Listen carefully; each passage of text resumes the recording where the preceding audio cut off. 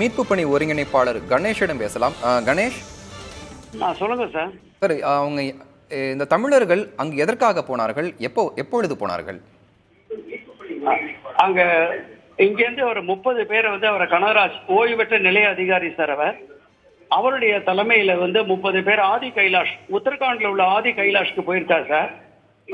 வருடம் அவங்க என்ன சிவன் கோவிலுக்கு போவது வழக்கம், அது மாதிரி போயிருக்காங்க. போன இடத்துல உங்களுக்கு எதிர்பாராத விதமான நிலச்சரிவு போன வாரம் வெள்ளிக்கிழமை ஏற்பட்டது.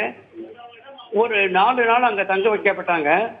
மறுபடியும் இந்த நாராயண ஆசிரம்ங்கிற இடத்துல மறுபடியும் ராமகிருஷ்ண மட்டில் தங்கினாங்க. நேற்றுக்கு சாலை சரியான கிளம்பி இருக்காங்க. இன்னைக்கு மாலை ஒரு 5 மணிக்கு மறுபடியும் மிகப்பெரிய நிலச்சரிவு ஏற்பட்டு பாதையானது அடைக்கப்பட்டுள்ளது. அவர்கள் கீழே வர வேண்டிய டார்ச்சுலா 20 கிலோமீட்டர் தூரத்தில் உள்ள டார்ச்சுலா என்ற இடத்திற்கு வர வேண்டும். அவர்கள் வர முடியவில்லை. இவர்கள் இப்போது தாவாகாட் என்ற இடத்திலிருந்து மாட்டிக்கொண்டிருக்கிறார்கள். அது ஒரு சிறிய கிராமம் தான் உங்களுக்கு. இப்ப அங்க மின்சார வசதி கிடையாது, மற்ற எந்த விதமான வசதியும் கிடையாது. மாவட்ட நிர்வாகம் ஏதாவது ஏற்படுத்தினாலுடைய வேறு வசதிகள் அவருக்கு கிடைக்காது. அவங்களை மீட்க ஒரே வழி உங்களுக்கு ஹெலிகாப்டர் மூலமாகத்தான் வர வேண்டும். ஹெலிபேட் உள்ள வசதி அவர்கள் மாட்டிக்கொண்டுள்ள இந்த கிராமத்திலிருந்து மேலே 20 கிலோமீட்டர் தூரத்தில் நாராயண ஆசிரம் என்ற இடம் இருக்கிறது. அங்குதான் உங்களுக்கு ஹெலிபேட் இருக்கிறது. அந்த ஹெலிபேடில் கொண்டு அங்கிருந்து மறுபடியும் சாலை மார்க்கமாக அவங்களை காப்பாற்ற வேண்டும். எல்லாருமே சீனியர் சிட்டிசன்ஸ், 60 வயதுக்கு மேற்பட்டவர்கள். ஏற்கனவே அவர்கள் 4 நாட்கள் இது மாதிரி நிலச்சரிவிலிருந்து மாட்டிக்கொண்டுள்ளார்கள். ஆகும் 10 நாள் என்பது மிக நீண்ட காலமாகும்.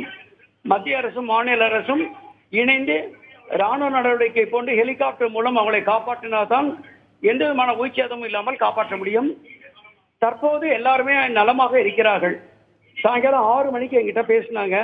பேசும்போது எல்லாருமே நலமாக இருக்கும். 30 பேரும் சிதம்பரம் நகரை சேர்ந்தவர்கள் தான். 30 பேரும் 18 ஆண்கள் 12 பெண்கள் சார். உங்களுக்கு எல்லாருமே சிதம்பரம் நகரை சேர்ந்தவர்கள் தான். எல்லாரும் பாதுகாப்பாக இருக்கிறார்கள். மாவட்ட நிர்வாகத்தினால் நல்ல பாதுகாப்பான இடத்தில் தங்க வைக்கப்பட்டுள்ளார்கள் என்று அவர் கூறியிருக்கிறார்கள். நாம் விரைந்த நடவடிக்கை எடுத்து அவர்களை டார்ச்சுலாவுக்கு கீழே கொண்டு வர 20 கிலோமீட்டர் உள்ளது டார்ச்சுலா, அதற்கு கொண்டு வந்து விட்டால் தொடரவில்லை. கணேஷ், அதாவது 4 நாட்களாக அங்க இருக்கிறதா சொல்றீங்க. இந்த எதுவுமே அவங்களை மீட்கப்படுறதுக்கு நடவடிக்கை எடுக்கலையா? இல்ல, முதல்ல இருந்த 4 நாள் வேற. அது ஃபர்ஸ்ட் லெக்கில் 4 நாள். அதுக்குள்ள சாலை சரி செய்யப்பட்டு சப்டிவிஷனல் மேஜிஸ்ட்ரேட் மறுபடியும் மேற்கொண்டு பயணம் செய்ய அனுமதித்து விட்டால் கீழே இறங்கி வருகிறார்கள். வந்த இடத்தில் இது வேறொரு இடத்தில் இது நிலச்சரிவு ஏற்பட்டுள்ளது. இது எதிர்பாராத நிலச்சரிவு. இது இன்று மதியம் ஏற்பட்ட நிலச்சரிவு. இது மாவட்ட நிர்வாகம் எதிர்பார்க்க முடியாது, இவர்களும் எதிர்பார்க்கவில்லை. இந்த புதிய நிலச்சரிவால் அவர்கள் 1 வாரம் ஆகும். 5 நாளிலிருந்து 7 நாட்கள் வரை சாலையை சரி செய்ய 1 வாரம் ஆகும் என்று தெரிவிக்கப்பட்டுள்ளது. கணேஷ், தகவலுக்கு நன்றி.